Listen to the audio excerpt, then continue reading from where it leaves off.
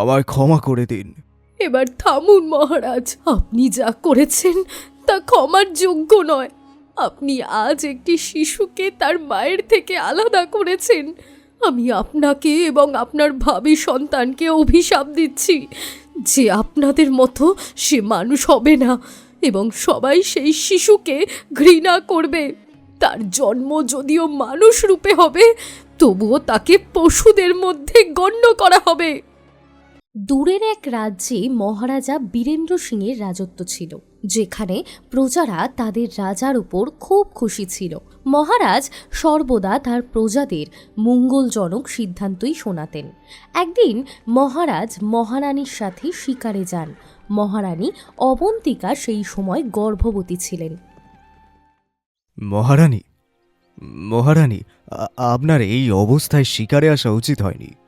আপনি তো জানেনই মহারাজ, শিকার করতে যেতে আমার কতটা ভালো লাগে। তাহলে আমি নিজেকে কি করে আটকাবো? আর আমারও আপনার সামনে কোনো কথা চলে না। মহারাজ, ওই দেখুন একটা হরিণের বাচ্চা। আজ আমার হরিণের মাংস খেতে ইচ্ছে করছে। একবার ছোটবেলায় খেয়েছিলাম, খুব সুস্বাদু খেতে। আপনি আমার জন্য ওই হরিণের বাচ্চাটিকে শিকার করবেন তো মহারাজ? এ তো সামান্য ব্যাপার। দাঁড়ান, আমি আপনার জন্য একটি হরিণের বাচ্চা শিকার করে আনছি, দাঁড়ান। যেই না মহারাজ সেই হরিণের বাচ্চার ওপর নিশানা করেন, তার নিশানা ফসকে যায়। মনে হচ্ছে এই শাবকটি খুব চালাক, কিন্তু আমিও জেদি। এখন আমি তো এই বাচ্চাটির শিকার করেই ছাড়ব। এতটা বলে মহারাজ সেই হরিণের বাচ্চার পিছু নেন, কিন্তু সেই হরিণটি প্রতিবার মহারাজের নিশানা থেকে বেঁচে যায়। একবার মহারাজ পুরোপুরি মনোযোগ দিয়ে সেই হরিণের বাচ্চাকে জল পান করতে দেখে তার ওপর নিশানা লাগান, কিন্তু তখনই সেই বাচ্চার সামনে তার মা এসে যায় এবং সেই তীর হরিণের মায়ের লাগে আর বাচ্চাটি ওখান থেকে পালিয়ে যায়। এ কি, এই তীরটা তো অন্য হরিণের গায়ে লেগে গেল। কোনো ব্যাপার নয়, বাচ্চা হোক কি বড়, হরিণ তো হরিণই হয়, গিয়ে দেখি। এতটা বলে মহারাজ সেই হরিণের কাছে আসেন। তখন হরিণটি তার শেষ নিঃশ্বাস নিচ্ছিল। তখনই হঠাৎ একটি আওয়াজ আসে, এটা তুমি ঠিক করলে না। এই আওয়াজ কোত্থেকে এলো? এখানে তো কেউ নেই। এটা আমার আওয়াজ, যাকে তুমি নিজের স্বার্থের জন্য প্রাণে মেরে ফেলার চেষ্টা করলে। আমি দিবা স্বপ্ন দেখছি না তো? তুমি কি সত্যিই কথা বলতে পারো? হ্যাঁ মহারাজ, আমি আপনাদের মানুষের মতো কথা বলতে পারি, কিন্তু আপনার মতো স্বার্থপর মানুষদের থেকে নিজেকে রক্ষা করতে পারি না। আপনি আপনার স্বার্থের জন্য আমার সন্তানের প্রাণ নেওয়ার চেষ্টা করেছেন, শুধুমাত্র আপনার স্ত্রীর হরিণের বাচ্চার মাংস খেতে ইচ্ছে হয়েছিল বলে। আমায় ক্ষমা করে দিন। এবার থামুন মহারাজ, আপনি যা করেছেন তা ক্ষমার যোগ্য নয়। আপনি আজ একটি শিশুকে তার মায়ের থেকে আলাদা করেছেন।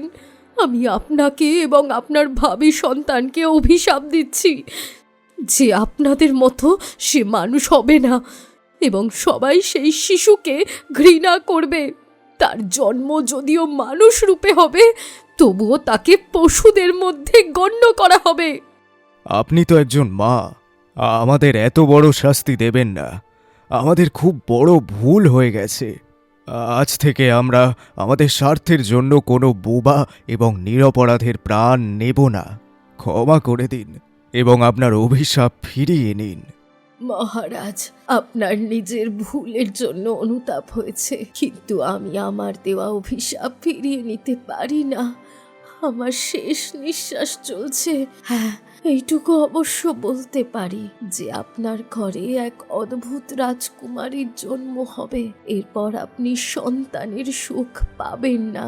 সেই রাজকুমারী মনের দিক থেকে মানুষ হবে এবং জন্মে হবে পশু। তার এই অভিশাপ তখনই ভাঙবে যখন এক সাহসী রাজকুমার তাকে বিয়ে করে তার জন্য নিজের জীবনের বাজি লাগিয়ে দেবে। কিন্তু সে কে হবে? হে ভগবান, এ তো মরে গেল। আমার দ্বারা খুব বড় পাপ হয়ে গেছে। মহারাজ, হঠাৎ মহারানীর চিৎকারের আওয়াজ ভেসে আসে এবং মহারাজ দৌড়ে মহারানীর কাছে যান। তিনি কষ্টে ছটফট করছিলেন। কি হয়েছে মহারানী, আপনি ঠিক আছেন তো? মহারাজ, মনে হচ্ছে আমাদের সন্তানের পৃথিবীতে আসার সময় চলে এসেছে। আমাকে তাড়াতাড়ি মহলে নিয়ে চলুন। সৈনিক, তাড়াতাড়ি মহলের দিকে চলো। সবাই মহলের দিকে এগোতে থাকে। মহারানী একটি মেয়ের জন্ম দেন, কিন্তু সেই শিশুটিকে দেখে সবাই অবাক হয়ে যায়, কারণ সেই শিশুটির অর্ধেক শরীর মানুষের ছিল আর অর্ধেক মুখ হরিণের মতো দেখাচ্ছিল। রাজ্যে সবাই নানান কথা বলতে শুরু করে দেয়। তুমি শুনেছ, মহারাজের ঘরে তো মেয়ের জন্ম হয়েছে, কিন্তু সে আমাদের মতো মানুষ নয়, তার মুখ একটা হরিণের মতো। আমার তো মনে হয় এ কোনো মানুষ নয়, কোনো অভিশাপ, শয়তান বা পেতনি। হ্যাঁ, তুমি ঠিকই বলছো।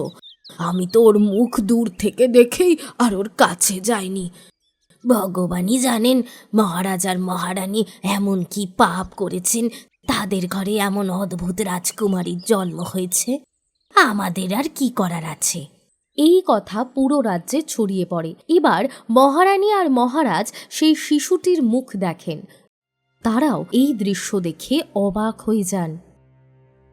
না, এটা হতে পারে না। আমাদের মেয়ে এমন কি করে হতে পারে? মহারাজ, আমার তো বিশ্বাসই হচ্ছে না। মহারানী, এই সমস্ত আমাদের কর্মের ফল, যার সাজা ভুগছে এই ছোট্ট শিশুটি। কোন কর্ম, কোন শাস্তি? আমি বুঝলাম না মহারাজ। মহারানীর প্রশ্নের উত্তরে মহারাজ তাকে পুরো সত্যিটা বলেন। যা শুনে মহারানী বলেন, একটা শিশুকে তার মায়ের থেকে দূর করার শাস্তি মৃত্যুর থেকেও কম হয় না। ভগবানকে ধন্যবাদ যে আমাদের সন্তান আমাদের কাছে আছে। আমরা যা করেছি তার শাস্তি তো আমাদের পাওয়াই উচিত। তবে শাস্তি শিশুটা কেন পাচ্ছে? এবার কি ও সারা জীবন এমনই থাকবে?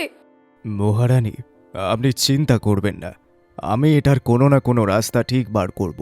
আর শেষ পর্যন্ত এটি আমাদেরই সন্তান, আমরা একে নিজে থেকে দূরেও করতে পারবো না। তখনই সেখানে মহারাজের প্রথম আর দ্বিতীয় রানীও চলে আসেন এবং অদ্ভুত রাজকুমারীকে দেখে বলেন, হে ভগবান, এ কেমন মেয়ে! আমার তো এর মুখ দেখেই ভয় লাগছে। হোক না হোক, এটা নিশ্চয়ই ছোট রানীর কোনো খারাপ কর্মের ফল, তাই তো। আপনারা চুপ করুন। এমন সময় আপনাদের মহারানীর পাশে দাঁড়ানো উচিত, তাকে সান্ত্বনা দেওয়া উচিত। আর আপনারা ভিন লোকের মতো ব্যবহার করছেন। যদি সান্ত্বনা দিতেই না পারেন তবে এখান থেকে চলে যান। আমাদের এখান থেকে যাওয়া উচিত, চলো এখান থেকে। মহারাজের প্রথম স্ত্রী এবং দ্বিতীয় স্ত্রী মহারানীকে সব সময় ঈর্ষা করতেন, কারণ মহারাজ তাকেই সব থেকে বেশি ভালোবাসতেন। কিছুদিন এমনভাবেই কেটে যায়। একদিন মহারাজের কাছে তার মন্ত্রী আসেন এবং বলেন, মহারাজ, পুরো রাজ্যে আমাদের অদ্ভুত রাজকুমারীকে নিয়ে নানান ধরনের কথা চলছে। কেউ তাকে অভিশাপগ্রস্ত বলছে, তো কেউ তাকে পেতনি বলছে। আর কিছু লোক তো বলছে এমন রাজকুমারীকে রাজপ্রাসাদে না রাখাই উচিত, নয়তো রাজপ্রাসাদ ধ্বংস হয়ে যাবে। এটা কেমন অযৌক্তিক কথা? আমরা এরকম কোনো গুজবে বিশ্বাস করব না। মহারাজ, বিষয়টি খুব গুরুতর। রাজ্যে এমন অনেক লোক আছে যারা আপনার ক্ষমতা উল্টে দিতে চায়। তারা শুধু আপনার একটি দুর্বলতা খুঁজছে, যার মাধ্যমে তারা গ্রামবাসীদের আপনার বিরুদ্ধে করতে পারে। আপনার কথা ঠিক, কিন্তু এখন আমাদের কি করা উচিত? মহারাজ, আপনি কিছু বছরের জন্য মহারানী আর রাজকুমারীকে গ্রামবাসীদের সাথে রাজ্যে সাধারণ মানুষের মতো জীবন কাটানোর আদেশ দিয়ে দিন। যখন পরিস্থিতি শান্ত হয়ে যাবে তখন আপনি মহারানী ও রাজকুমারীকে আবার মহলে ডেকে নেবেন। আমরা আমাদের অদ্ভুত রাজকুমারীকে খুব ভালোবাসি, এক মুহূর্তও তাকে চোখের আড়াল হতে দিতে চাই না, কিন্তু ক্ষমতাটা ধরে রাখার জন্য আমাদের এরকম করতেই হবে। ঠিক আছে, আপনি রাজ্যে মহারানী এবং রাজকুমারী থাকার জন্য ভালো করে ব্যবস্থা করুন। ঠিক আছে। অনিচ্ছা সত্ত্বেও মহারাজকেই তার রাজকুমারী ও মহারানীকে মহল থেকে বের করে দিতে হয়, কিন্তু তা সত্ত্বেও মহারাজ প্রতিদিন মহারানী ও রাজকুমারীর সাথে দেখা করতে যেতেন। এই কারণে মহারাজের দুজন রানী সবসময় অসন্তুষ্ট থাকতেন। দেখেছো মধু, আমরা সেই হরিণের মতো মুখালা রাজকুমারী আর তার মাকে মহল থেকে বাইরে এই জন্যই বের করে দিয়েছিলাম যাতে তিনি তাদের ভুলে যান, কিন্তু মহারাজ তো নিজেই সারাদিন নিজের রাজত্ব ছেড়ে সেই ছোট ঘরে পড়ে থাকেন। আমার তো মনে হয় মহারাজ আমাদের ভালোই বাসেন না, আর আমাদের সন্তানদেরকেও না। আমাদেরও তো একটি পুত্র ও একটি কন্যা আছে, আপনারও একটি পুত্র ও একটি কন্যা আছে। মহারাজ তো তাদের কখনো এতটা সময় দেননি। তুমি চিন্তা করো না মধু, যেমন ওদের দুজনকে এই মহল থেকে বাইরে বের করে দিয়েছি, ঠিক সেভাবেই একদিন এই দুনিয়া থেকেও বের করে দেব। কিছু সময় কেটে যায়। মহারাজের অদ্ভুত রাজকুমারী পুরো 10 বছরের হয়ে গেছিলেন। একদিন রাজকুমারী চন্দ্রিকা তার মাকে প্রশ্ন করতে গিয়ে বলেন, মা মা, তুমি মহারাজ অর্থাৎ বাবার স্ত্রী, আর আমি বাবার সবচেয়ে প্রিয় মেয়ে, তাহলে তিনি আমাদের নিজের সাথে ওই বড় মহলে নিয়ে যান না কেন? তোমার সেই বড় মহলে যেতে ইচ্ছে করছে, কিন্তু কেন? এখানে তোমার ভালো লাগে না? ভালো তো লাগে, কিন্তু এখানে আমার সাথে কেউ খেলা করে না। মহলে তো আমার ভাই বোন অন্য লোকও আছে, আমি সেখানে তাদের সাথে খেললে কত মজা হবে। না মা, তুমি সেখানে যেতে পারবে না। সময় যখন আসবে তখন আমরা নিজেই তোমাকে সেখানে নিয়ে যাব।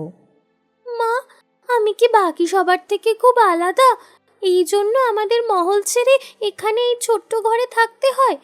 এই জন্যই কি বাচ্চারা আমাকে হরিণ আর অর্ধেক মানুষ বলে খ্যাপায়? না মা, ওরা সবাই তোমাকে খ্যাপায় কারণ ওদের মুখ তোমার মতো সুন্দর নয়, তাই ওরা তোমাকে ঈর্ষা করে। মহারানী প্রতিদিন অদ্ভুত রাজকুমারী চন্দ্রিকাকে কোনো না কোনো নতুন বাহানা দিয়ে তাকে বাকি মানুষদের থেকে বিশেষ হওয়ার অনুভূতি দিতেন। অন্যদিকে রাজ্যে কেউই চন্দ্রিকার মুখের কারণে না তো ওর সাথে কথা বলতো আর না ওর সাথে খেলা করত। কিন্তু যেমন যেমন সময় কাটতে থাকে, রাজ্যের একটি মেয়ে চন্দ্রিকার খুব ভালো বন্ধু হয়ে যায়। 10 বছর কেটে যায়। একদিন চন্দ্রিকা আর মুস্কান নদীর ধারে বসেছিল। মুস্কান চন্দ্রিকাকে দেখে বলে, রাজকুমারী, আজ আপনাকে খুব উদাস লাগছে, কি হয়েছে?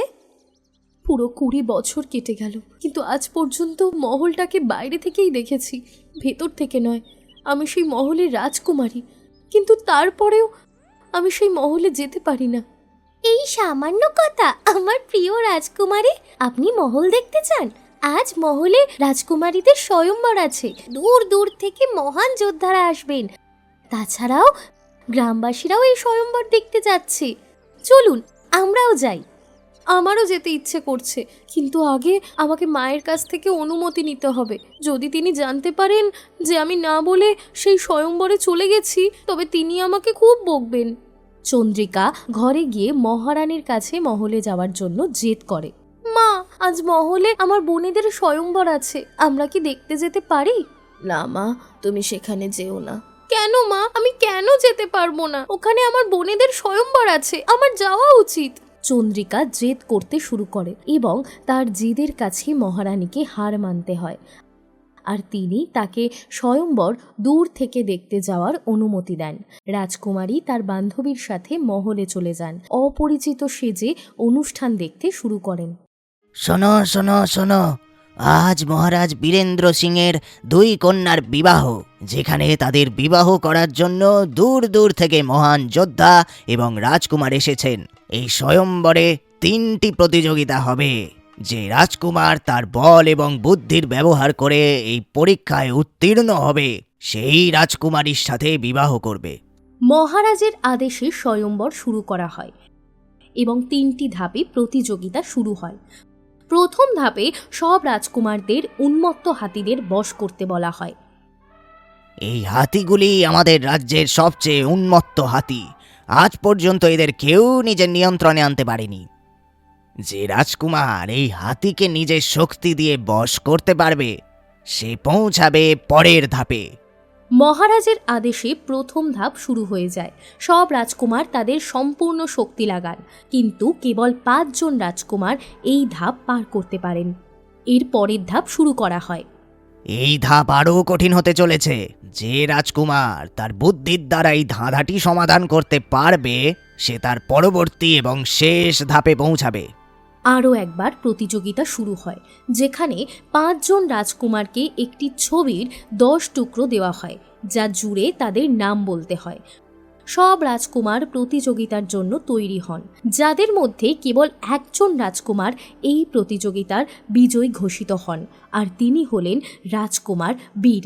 এ কি, বাকি 4 জন রাজকুমার এই ধাপ পার করতে পারল না? কেবল একজন মহান যোদ্ধা রাজকুমার বীর এই ধাপে এগিয়ে আছেন। মহারাজ, এ কি হলো? কেবল একজন রাজকুমারী এই প্রতিযোগিতার জন্য পরের ধাপে পৌঁছেছে।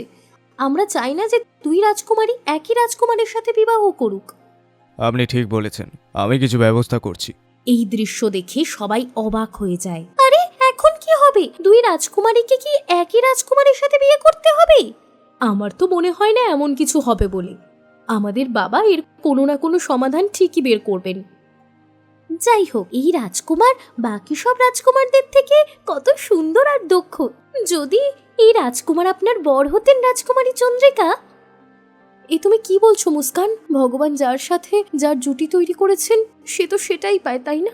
জানি না আমার কপালে আদৌ কেউ আছে কিনা। অন্যদিকে মহারাজ প্রতিযোগিতা দেখে বলেন, আমার মনে হয় এই প্রতিযোগিতাটি বেশ জটিল হয়ে গেছে।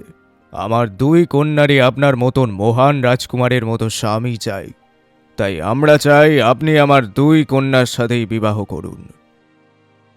ক্ষমা করবেন মহারাজ, আমি চাই না যে আমি 2 মেয়েকে বিয়ে করি এবং পরে তারা দুজন ঈর্ষার পাত্র হয়ে উঠুক। আমি এখানে এক রাজকুমারীর সাথেই বিবাহ করতে এসেছিলাম, একজনের সাথেই করব। আচ্ছা, ঠিক আছে, আমরা আপনার কথা বুঝতে পেরেছি। আপনি আমাদের কোন কন্যার সাথে বিবাহ করতে চাইবেন? কারণ আমাদের বিশ্বাস আছে আমাদের 2 রাজকুমারী আপনাকে তার বর হিসাবে পেয়ে খুব খুশি হবে। মহারাজ, আমি চাই না যে নিজে কাউকে বেছে নিয়ে অন্য কারো মন খারাপ করি। তাহলে এখন কি করা উচিত? মহারাজ, আমি আমার চোখে একটি কাপড় বাঁধব, তারপর আমাদের ফুলের এই ধনুক দিয়ে একটি বরমালা বাঁধা তীর তুলে আমি রাজকুমারীর দিকে নিশানা করব। যে রাজকুমারীর গলায় এই মালা যাবে, আমি তার সাথেই বিবাহ করব। অতি উত্তম। যত তাড়াতাড়ি সম্ভব এই অদ্ভুত বিবাহের প্রস্তুতি নেওয়া হোক। মহারাজের আদেশে এই শেষ প্রতিযোগিতা শুরু হয়, যার পর রাজকুমার নিজের চোখ বন্ধ করে তীর ধনুক চালান, যার ওপর বড়মালা বাঁধা ছিল। যেই না রাজকুমার তীর ছাড়েন, বড়মালা রাজকুমারীদের দিকে না গিয়ে প্রজাদের মধ্যে বসে থাকা অদ্ভুত রাজকুমারীর গলায় পড়ে যায়। আরে আরে, কি হলো? রাজকুমার, মনে হচ্ছে আপনার নিশানা ফসকে যাচ্ছে। ক্ষমা চাইছি মহারাজ, কিন্তু এমনটা প্রথমবার হলো যে আমার নিশানা ফসকে গেছে। আমি আরও একবার চেষ্টা করছি। রাজকুমার আরও একবার নিজের তীর ধনুক হাতে নিয়ে চোখ বন্ধ করে 2 রাজকুমারীর দিকে তীর চালান, কিন্তু এবারও তীর ঘুরে অদ্ভুত রাজকুমারীর দিকে এগিয়ে যায় এবং বড়মালা তার গলায় পড়ে যায়। এটা দেখে আবার সবাই অবাক হয়ে যায়। এবার মহারাজ রেগে গিয়ে বলেন, আমার মনে হয় আপনি এই বিবাহ করতে চান না রাজকুমার বীর, তাই আপনি বারবার ভুল নিশানা করছেন। না মহারাজ, এমন কিছু নয়। আমি বুঝতে পারছি না এমনটা কেন হচ্ছে। বরং আমি আমার রাজ্যে সবথেকে বড় তীরন্দাজ। আমরা আপনাকে শেষ সুযোগ দিচ্ছি। যদি এইবারও নিশানা ফসকায় তবে ভালো হবে না। এখন আমাকে নিজেই জানতে হবে যে এই তীরটা যাচ্ছে কোথায়। এই বলে রাজকুমার আরও একবার নিজের তীর ছাড়েন। আগের 2 বারের মতো এবারও তীর ঘুরে অদ্ভুত রাজকুমারীর দিকেই যায়। এটা দেখে রাজকুমার নিজে সেই তীরের পিছনে দৌড়তে দৌড়তে যান আর অদ্ভুত রাজকুমারীর কাছে তিনি পৌঁছে যান।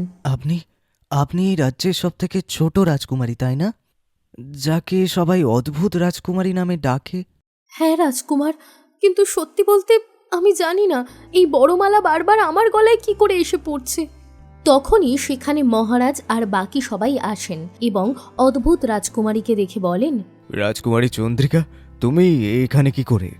আমাকে ক্ষমা করে দিন বাবা, আমার এই বিবাহ দেখার খুব ইচ্ছে ছিল, তাই আমি আপনাকে না বলে এখানে চলে এলাম। আচ্ছা, তবে এই বড়মালা আমাদের প্রিয় রাজকুমারীর গলায় এসে পড়েছিল। দেখেছো দিদি, আমি বলতাম না চন্দ্রিকা কোনো কালো জাদু করে। একে তো ওর মুখ আগে থেকেই আমাদের মানুষের থেকে আলাদা, আর এখন ও নিজের কালো জাদুর ব্যবহার করে আমাদের মেয়ের বরকেও ছিনিয়ে নিতে চাইছে। না মা, আমার সত্যি জানা নেই এই বড়মালা আমার গলায় বারবার কিভাবে এসে পড়ছে। মহারাজ, আমি আপনার মেয়ে চন্দ্রিকার সাথে বিবাহ করার অনুমতি চাইছি। ইনি যেমনই হোক না কেন, আমার পুরো বিশ্বাস আছে ভগবান নিশ্চয়ই কিছু ভালোই ভেবেছেন। তাই তো অদ্ভুত রাজকুমারীর গলায় আমার বড়মালা বারবার এসে পড়ছিল, তাই না? এটা তো স্বয়ং ঈশ্বরেরই ইঙ্গিত যে আমি ওনার সাথে বিবাহ করি। আজ আপনি আমাদের মন জয় করে নিলেন রাজকুমার। আজ আমরা খুব খুশি হয়েছি যে আমাদের মেয়ে একটি ভালো বর পেয়েছে। এরপরে রাজকুমার বীর চন্দ্রিকাকে বিয়ে করে নেন এবং বিয়ের পর চন্দ্রিকার মাকে মহলে আবার ডেকে নেওয়া হয় এবং মহারাজ বীরকে বলেন, রাজকুমার, আপনি আমাদের জামাই। আমরা চাই যে আপনি কিছুদিন আমাদের এই রাজপ্রাসাদেই থাকুন। ঠিক আছে মহারাজ, যেমন আপনার ইচ্ছে, কিন্তু আমি কিছুদিন থেকে একটা কথা জিজ্ঞাসা করতে চাইছি। হ্যাঁ রাজকুমার, বলুন, কি জানতে চান? আপনার মেয়ে চন্দ্রিকা বাকি সব মানুষদের থেকে এত আলাদা কেন? মানে সে একটি হরিণের মতো হলো কিভাবে? আমার মনে হচ্ছে এর পেছনে গভীর কোনো একটা রহস্য আছে। রাজকুমার, আপনি আমাদের মনের কথা জিজ্ঞাসা করেছেন। আমরা আপনাকে এই সত্যিটা বলতে চাই। কেমন সত্যি মহারাজ? মহারাজ বহু বছর আগের পুরনো গল্প রাজকুমার বীরকে বলেন, যা শুনে বীর বলেন, মহারাজ, রাজকুমারীকে এই অভিশাপ থেকে মুক্ত করার কোনো না কোনো উপায় তো থাকবে। উপায় আছে। আমায় বলুন মহারাজ, কি উপায় আছে? আমি রাজকুমারীর জন্য সব কিছু করব। ওই মায়াবী হরিণটি মরার আগে বলেছিল যে একজন সাহসী রাজকুমার আমাদের মেয়েকে বিয়ে করবে এবং নিজের জীবনের বাজি লাগাবে। তখনই আমার মেয়ে এই অভিশাপ থেকে মুক্ত হবে। আমি সব রকম চেষ্টা করার জন্য রাজি আছি, আপনি চিন্তা করবেন না মহারাজ। পরের দিন বীর যখন জঙ্গলের দিকে যান তখন রাস্তায় তিনি একটি আওয়াজ শুনতে পান, জল জল। মনে হয় এখানে কেউ তৃষ্ণার্ত আছে। এতটা বলে বীর একটু এগিয়ে গিয়ে দেখেন সেখানে একটি চড়ুই পাখি আহত হয়ে পড়েছিল। জল জল। আমি কি স্বপ্ন দেখছি?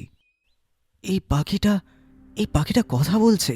এর তো তেষ্টা পেয়েছে, একে জলপান করাতে হবে। এতটা বলে বীর তাড়াতাড়ি সেই চড়ুই পাখির জন্য একটি পাতায় জল ভরে আনেন এবং সেই চড়ুই পাখির তৃষ্ণা মেটান। শুধু তাই নয়, তার ক্ষতের ওপর ওষুধ দিয়ে মলমও লাগিয়ে দেন। অনেক অনেক ধন্যবাদ রাজকুমার বীর। তুমি একটি কথা বলতে পারা চড়ুই পাখি, আর তুমি আমাকে কিভাবে চেনো? আপনি অদ্ভুত রাজকুমারীর স্বামী, তাই না? অদ্ভুত রাজকুমারী মানুষ থেকে শুরু করে প্রাণী সবার কাছে খুব জনপ্রিয়, আর তার সাথে যুক্ত প্রত্যেকটি মানুষকেও আমি ভালো করে চিনি। কিন্তু আপনাকে চিন্তিত মনে হচ্ছে। হ্যাঁ, আমি আমার স্ত্রী অর্থাৎ আমার অদ্ভুত রাজকুমারীকে সুস্থ করতে চাই, যাতে সেও বাকি মানুষদের মতো নিজের জীবনটাকে কাটাতে পারে। আচ্ছা, তুমি কি এর কোনো উপায় জানো? একেবারে সঠিক জায়গায় এসেছেন। জঙ্গলের এমন কোনো রহস্য নেই যা আমার জানা নেই, এবং এমন কোনো ধাঁধা নেই যার সমাধান আমার কাছে নেই। আচ্ছা, তাহলে তুমিই বলো রাজকুমারীকে কিভাবে ঠিক করা যাবে। তার জন্য আপনাকে আমার সাথে আসতে হবে। এতটা বলে চড়ুই পাখি উড়ে বীরকে একটি গাছের কাছে নিয়ে যায় এবং বলে, এটা একটা মায়াবী গাছ যার পিছনে একটি অদ্ভুত দুনিয়া আছে। কি? একটি অদ্ভুত দুনিয়া? আমি কিছু বুঝলাম না তো। রাজকুমার, আপনি যে গাছটাকে দেখছেন সেটা কোনো সাধারণ গাছ নয়। এটা একটা মায়াবী গাছ যার পিছনে একটা দুনিয়া আছে, জাদুর দুনিয়া, যেখানে আপনি এই দুনিয়ার থেকে সম্পূর্ণ আলাদা জিনিস পাবেন। যেমন এই দুনিয়ায় মানুষ থাকে আর সেই দুনিয়ায় প্রাণী থাকে, যেখানে সবাই মায়াবী। কিন্তু আমাকে ওখানে গিয়ে কি করতে হবে?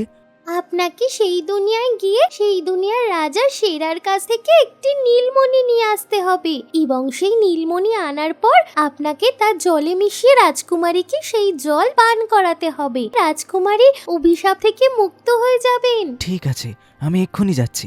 আপনি যতটা সহজ ভাবছেন এটা ততটা সহজ নয় রাজকুমার।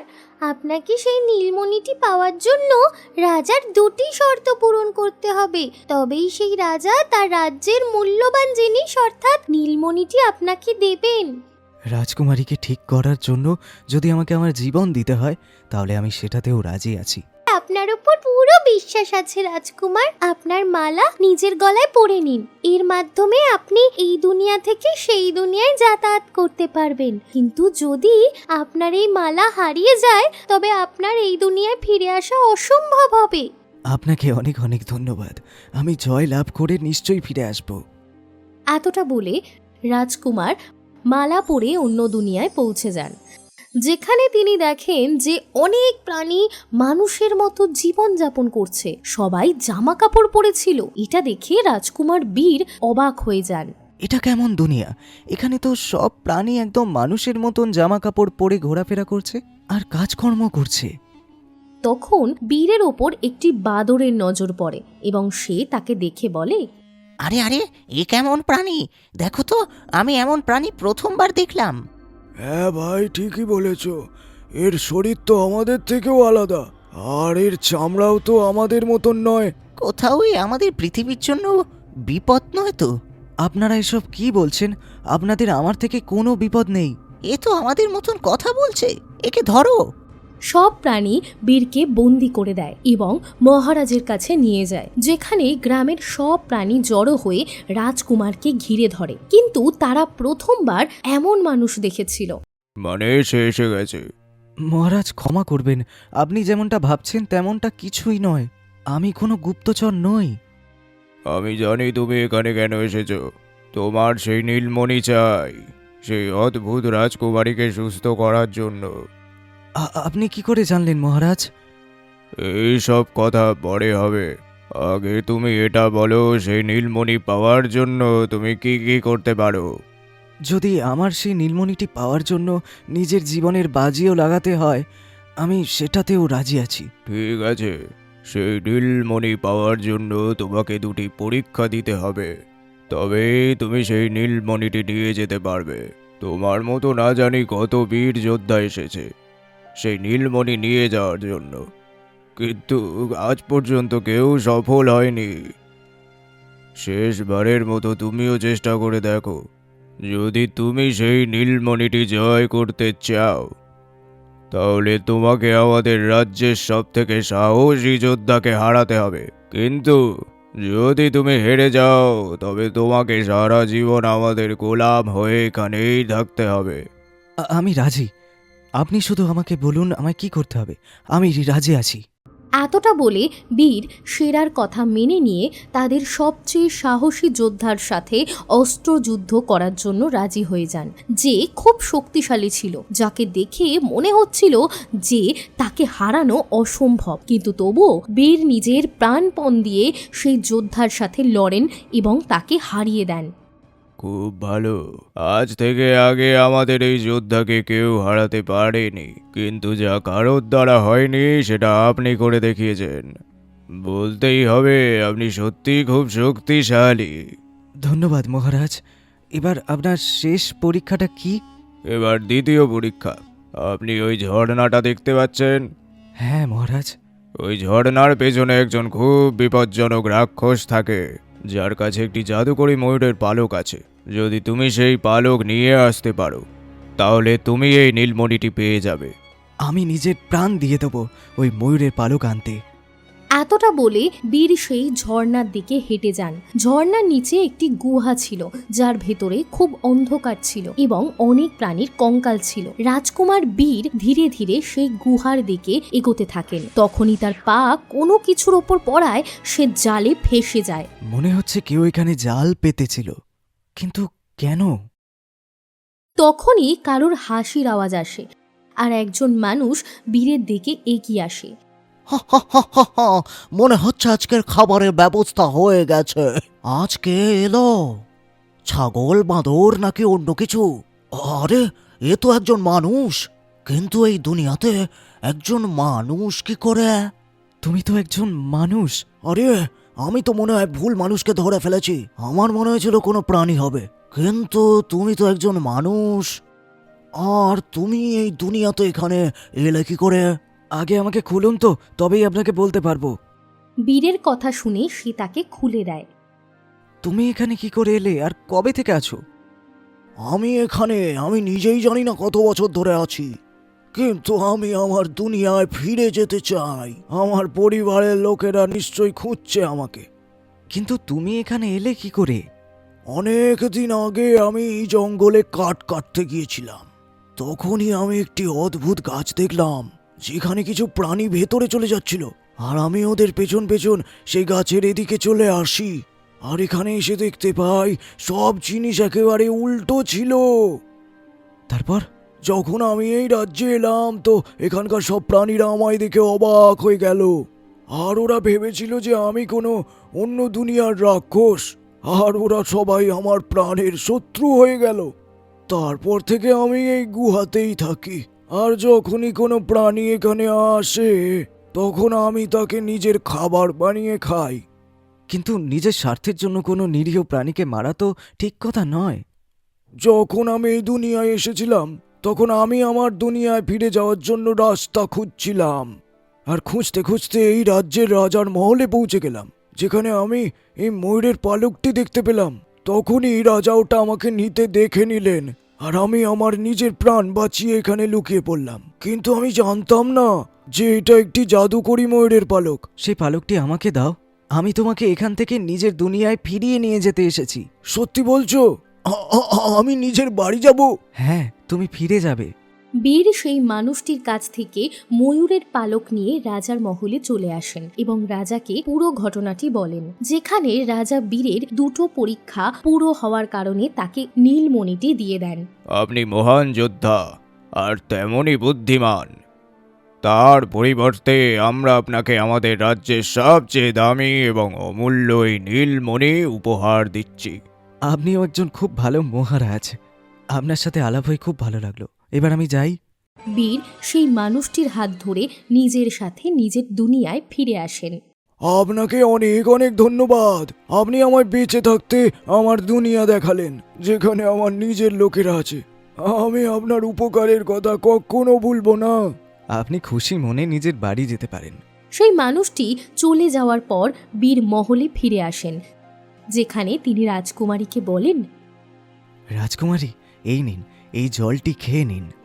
কিন্তু এর মধ্যে কি আছে রাজকুমার? এই জলের অলৌকিকতা দেখুন, আপনি নিজেই বুঝতে পারবেন। রাজকুমার বীরের কথা শুনে রাজকুমারী নীলমণি মেশানো জল পান করে নেন। এরপর একটি সোনালী আলো প্রকাশিত হয়। রাজকুমারী একজন সুন্দর রাজকুমারীতে বদলে যান। এইসব কি করে হলো? আমি আপনার মতো মানুষের রূপে। আপনি কি বড় হয়েও নীতিমূলক গল্প দেখতে পছন্দ করেন? তবে নিজের নাম কমেন্ট করুন। যে দর্শকরা আমাদের চ্যানেল সাবস্ক্রাইব করে তারপর কমেন্ট করে নিজের নাম লিখবেন, পরবর্তী ভিডিওতে আমরা তাদের নাম বাছাই করব। এই জন্য গুড্ডু টিভি হিন্দি চ্যানেলকে অবশ্যই সাবস্ক্রাইব করুন এবং এই স্ক্রিনে আসা নতুন গল্প দেখতে ভুলবেন না।